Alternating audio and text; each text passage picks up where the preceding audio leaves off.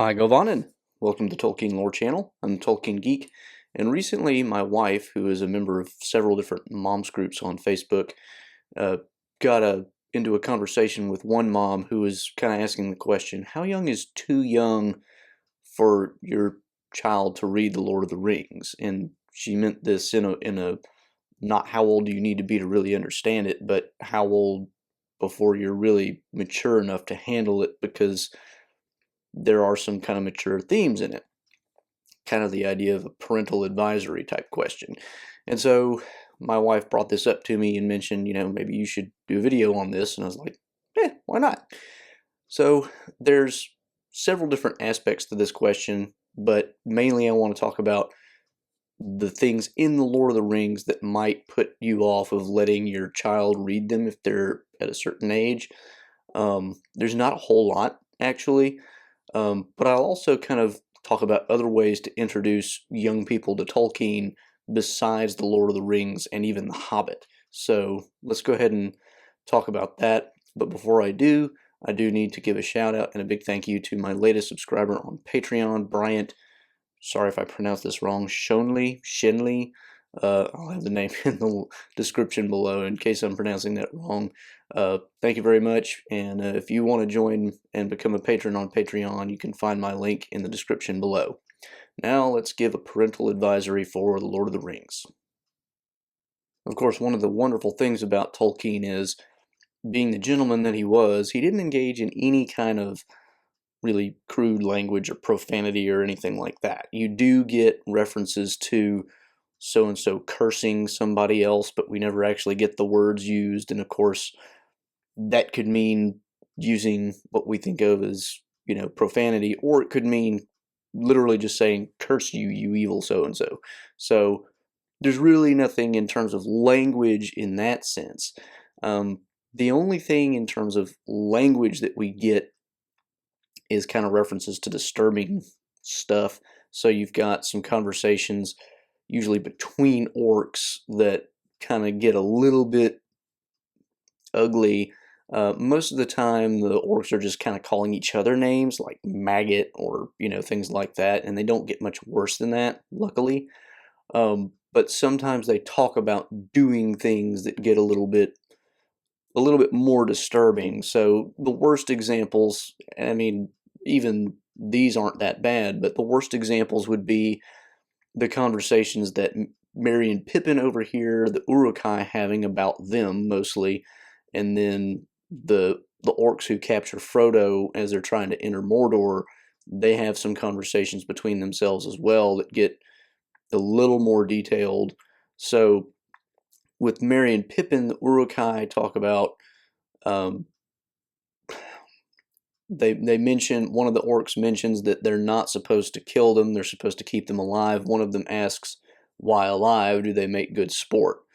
That by itself doesn't really tell you much. I mean, it's not really clear what that means, but if your child kind of has some idea of what that might mean, you might not, if they're young enough, you might not want them reading that. But then there's also points where they're talking about, one of the orcs talks about tearing Merry and Pippin to shreds just to try to find out where the ring is, to try to find it. So that, that's getting into a somewhat graphic description of, what he might do to them. And again, in the orcs talking to each other, one of them, in describing, one of the things you have to remember, if you've not read the book but only seen the movie, there's actually more than one faction of orcs involved. You've got the Uruk-hai, but you've also got orcs from Mordor, and you've got orcs from the Misty Mountains. And the orcs from Uruk-hai basically point out that they serve Saruman, who gives us man's flesh to eat. Not exactly a pleasant thought. And in the same vein, he also says, I bet you eat orc's flesh, as if that's an insult, which, questionable whether that's more disturbing than the man's flesh one, but anyway, that's the kind of stuff you get in their conversation. That's really the worst of it, though. And then with when Frodo's captured at Cirith Ungol, you get similar types of references, things about, like, one of them talks about the way that Shelob likes to play with her prey. That could, depending on your child's imagination, that could lead to thoughts you don't necessarily want them to have. Uh, and then he talks about the orders that he has regarding any prisoners captured, and he says they're to be stripped. Every article is to be, described, whatever. And the other orc who's talking to him basically says stripped. Does that include hair, teeth, nails? Obviously, that's getting into a somewhat graphic description of the kinds of unpleasant things that might happen to Frodo. So you've got that. And again, depending on how it's, that's the most detail we ever get in terms of what kinds of nasty things might happen. So if your child's old enough to handle that, they're probably old enough to handle pretty much anything in the Lord of the Rings. But let me go ahead and cover a few other aspects. Carrying along with the theme of orcs, orcs of course not only talk about doing nasty things, but they do some nasty things. Most of that happens off scene, as it were, but the main things that we see orcs actually doing, or learning that they have done, in Frodo's case, is basically using whips. And in most cases, that's to make people keep running. Like the Uruk-hai actually have Merry and Pippin run on their own feet. And they have, at least one of the orcs is carrying a whip and he's using it to make them run faster. Similarly, when Frodo and Sam escape Cirith Ungol and they fall in with a band of orcs who's heading to the Black Gate, there's also a person using a whip doing the same thing to make the entire group of orcs go faster. And we also learn when Sam finds Frodo in the Tower of Cirith Ungol that he's been whipped, and in fact he kind of comes up there at with the sound of that happening. So Sam is kind of knowing this is going on, and then when he gets up there he actually sees the whelps on Frodo's body. Speaking of Frodo's body, you get two references in the Lord of the Rings to nudity. And I mean, obviously it's a book, you can't see any, but in case anybody's interested, when Sam makes it up to the top of the Tower of Cirith Ungol, he sees Frodo and it says that he's naked. For a guy born in the Victorian era, does that mean he's completely naked, or does it mean he's just in kind of like underpants? Not clear, but it says naked. Similarly, when the hobbits are rescued from the Barrow Downs by Tom Bombadil, and if you don't know what I'm talking about because you've never read the book yourself, then I will link to the video on that below, which is part of like a 3-video series. So to make more sense of it, you probably need to watch all 3. So I'll link to all 3. But when Tom Bombadil rescues them from the Barrow Downs, they've apparently been clothed in something other than their regular clothes, and Tom Bombadil basically tells them, take all that off, go naked, and I'll get your clothes from your ponies who have wandered off. So, we get those 2 references basically to people being naked, but I mean, not much is made of it, and of course you can't see it, so it's not really that big of a deal. There's really only 2 other things that I can think of in the entire Lord of the Rings that end up being terribly interesting as far as what you would not want a child to read. You've got a few places where there's violence, obviously, because there are battles and things like that, but most of the battles themselves are usually described in such a bird's eye view perspective that you don't get anything graphic. The only 3 instances where it gets really in close enough to be graphic would be when Frodo attacks the Witch King on Weathertop, but there's really nothing graphic there. Frodo does stab a foot in the mines of Moria, but again, that's not terribly graphic. I mean, he stabs a foot. And then the battle with Shelob, where Sam fights off the giant spider, that's really the most graphic thing we get. We do get a description of Sam stabbing its eye, it bleeding, and then it, stabbing the underbelly, which, oozes a bunch of really smelly, poisonous, who knows what. So, I mean, you've got that's the most described action sequence you ever get. And you do get references to, Sam sticking out an eye and the thing bleeding and cutting off one of its claws, but I don't think it's really all that bad, frankly. I mean, if you don't want your kid reading about that, then they're probably really young and may not even be really old enough to understand Lord of the Rings to begin with. But I mean, there's a certain amount of violence inherent in the story, and that's the worst that it gets. The one last thing that I would mention is that there are some points where the language kind of gives you disturbing imagery in some way, and the absolute worst case of this is when Eowyn faces off with the Witch King. Now I'm actually going to read this full passage here because, let's see.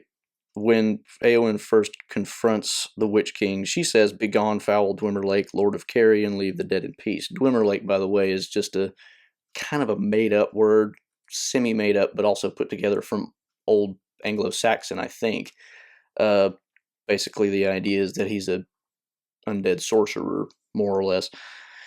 And then the Witch King answers, "Come not between the Nazgul and his prey, or he will not slay thee in thy turn. He will bear thee away to the houses of lamentation, beyond all darkness, where thy flesh shall be devoured, and thy shriveled mind be left naked to the lidless eye." Okay, that's pretty creepy. I mean, it doesn't describe really much of anything in detail except the idea that you get the impression that her flesh will literally be torn from her body. So you do get other cases where similarly disturbing ideas are mentioned because you do get talk of orcs doing bad things and whatnot. But to me, this stands out as the worst example of anything that might be off-putting. So those are really the worst things in the Lord of the Rings. To me, most of those are not bad, and that's one of the nice things about Tolkien.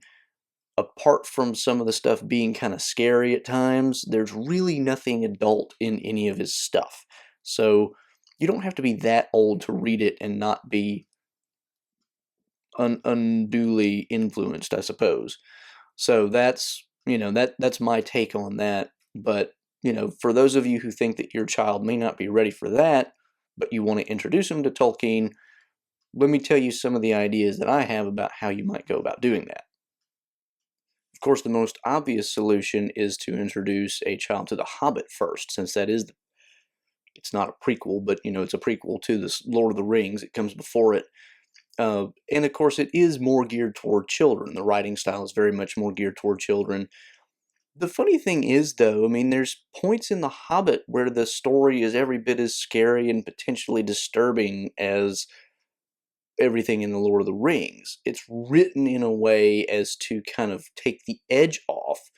You get ideas of what orcs might do to the dwarves, what the trolls might do to the dwarves, and they're all pretty nasty ideas.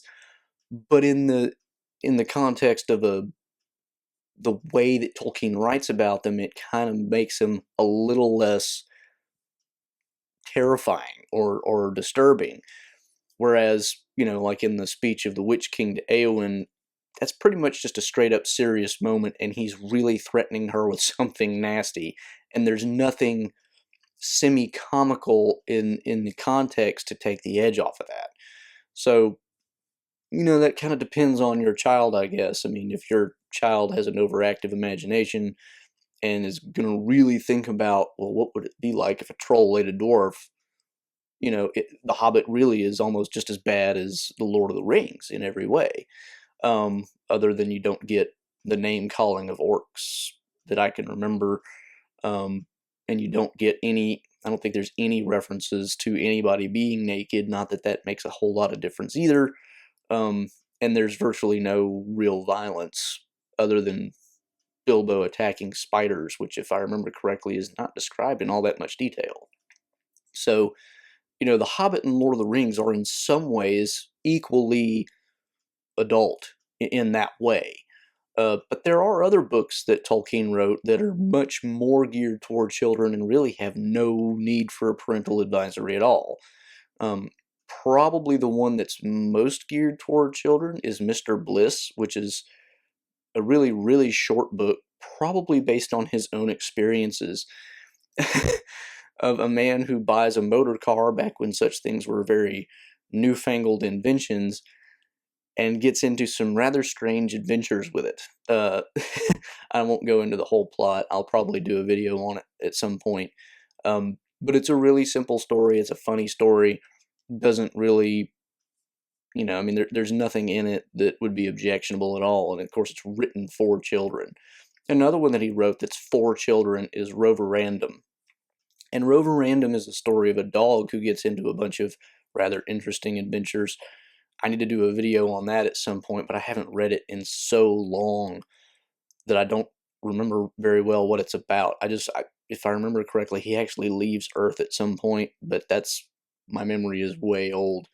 But I do plan to do a video on Rover Random at some point and review that. But it's, again, written for children. And then this one's not so much a coherent story, but the Father Christmas letters are also written for children. They're letters that Tolkien wrote as if writing from Father Christmas to his own children when they're very young.